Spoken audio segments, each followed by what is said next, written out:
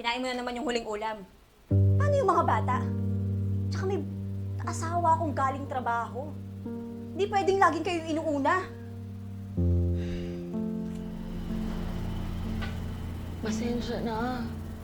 Hindi ko naman uubusin eh. Ano na naman ba yan?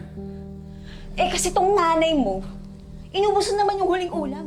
At saka hindi lang kayo nagugutom dito, lahat tayo. Ha? Ikaw, John, mag-usap na nga tayo. Yung budget natin, malapit nang maubos. Ay, hintayin mo pa bang paputulan tayo ng kuryente? Di wala nga tayong pambayad utang eh. Di pambili ng gatas, wala. Kaya ko pa naman kayong tulungan eh. Kaya ko maglaba, kaya ko maglinis. Yun nga yung problema eh. Hindi ka na nakakatulong. Dagdag gastos ka pa. Ma, di ba mas maganda kung uwi ka muna ng probinsya? May ka mag-aanak ka naman dun, di ba? Tsaka kasi, kung dito ka, medyo masikip na. Pero na, dito ako nakatira. Kasama niyo. Pero hindi habang buhay ganito. Ha? Sige. Kung yan ang gusto niyo, aalis na lang ako. Naiintindihan ko naman kayo eh.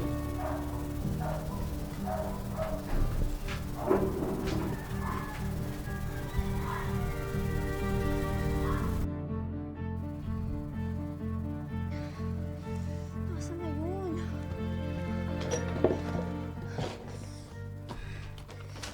Ito ko lang nilagay yun eh. Wisit.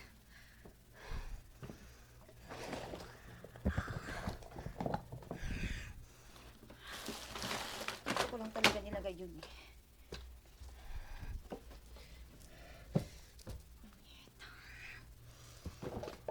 Ano ba dito? Jun! Jun! Jun! Jun! Bakit? Yung 10,000 sa drawer, wala. Pati yung pambayad natin ng utang, wala. Baka naman nailipat mo lang. Alam ko kung saan ko nilalagay ang pera ko. Baka yung nanay mo nangungupit na naman yata, ah. Hindi niya gagawin yun. Hindi siya magnanakaw. Pag-isipan mo, ha? Tatlo lang tayong nakakaalam kung saan ko tinatago yung pera ko. Baka naman masama yung loob niya kasi pinapauwi natin siya ng probinsya. O di kaya, parang may gasto siya doon. Kasi wala namang trabaho yun eh. Walang pera yun. Ano? Kausapin ko mamaya. Baka naman hiniram niya lang. Hiniram.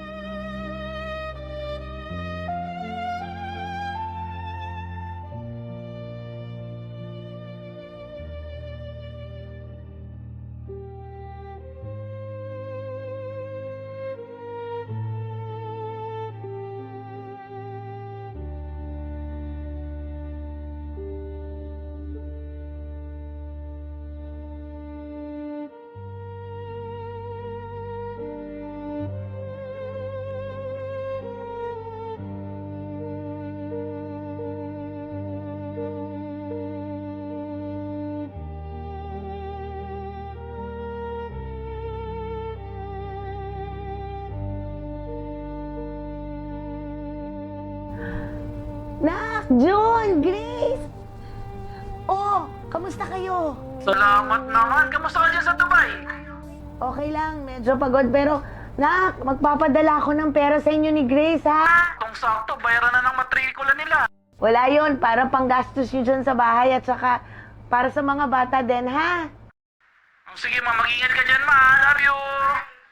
Alam ko naman. Oh, paano? Hindi na ako magtatagal at may trabaho pa si nanay mo, ha? Bye-bye, Grace. Bye-bye, John. Bye-bye ma. Love you. Bye-bye.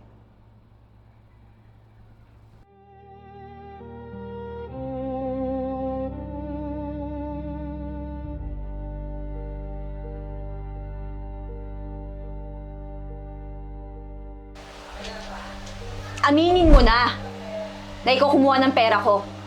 Ha? Tatlo lang tayong nakakaalam kung saan ko tinatago yung pera. Ikaw magnanakaw ka talaga no? Pati yung pinaghirapan naming pera, kinukuha mo. Hindi naman ako kumuha ng pera niyo at hindi ako magnanakaw. Ma, aminin mo na ikaw yung kumuha ng pera.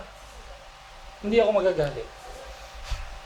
Kung kailangan mo ng pera, para panggastos, pamasahe, o kung ano man, sabihin mo lang, ma, para magawa ko ng paraan. Nak, pati ikaw ba naniniwala? Nak, pinalaki kita nang nagugutom tayo pero hindi tayo kumukuha ng hindi atin. O sige, kung talagang hindi ka kumuha, amin na yung bag. Amin na, amin na, amin na. Ma, para matapos.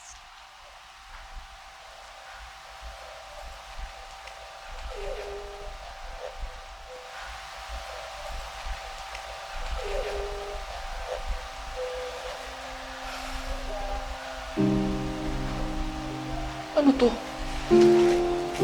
Resibo? Meralco? Tubig? Utang? Meralco? Paid? Tubig? Paid? Pati yung utang kay Aling na yun, napayad na rin.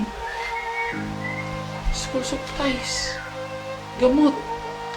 Ma? Ikaw nang bayad ang lahat ng to. Kasi narinig ko kayo ni Grace na nag-aaway eh. Kaya tinulungan ko kayo.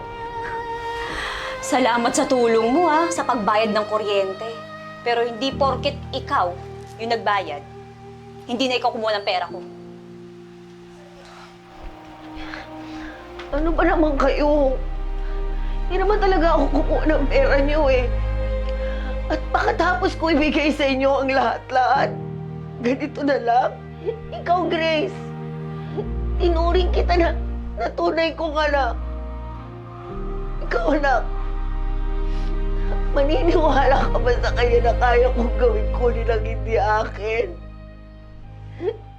Sige. Ganyan naman pala gusto niyo eh. Sige, aalis na lang ako. Pero tatandaan niyo ang magulang ay hindi katulad ng isang bagay na itatapon niyo na lang dahil wala nang alaga. At ang nanay, hindi lang basta nanay. Itatapon niyo dahil hindi na nakakatulong sa inyo.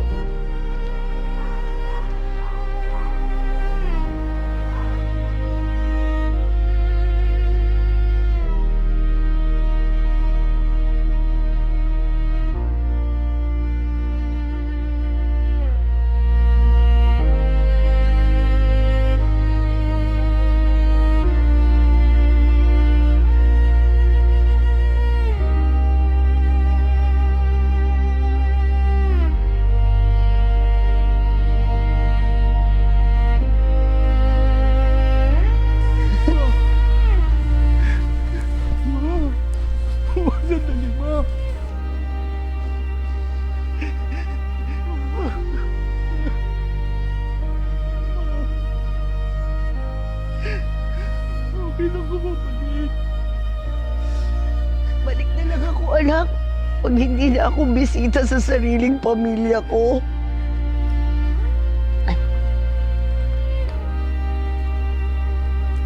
Hello, sir?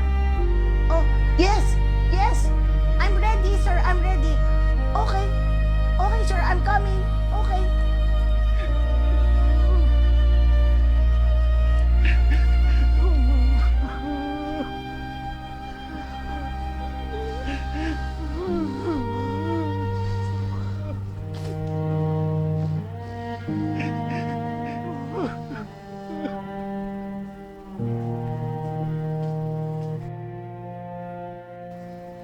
Oh, hello anak. Ano yun? Mama, yung pera niyo pala, naiwan niyo doon sa ibabaw ng kama nung isang araw. Tinago ko po doon sa pinakailalim ng drawer.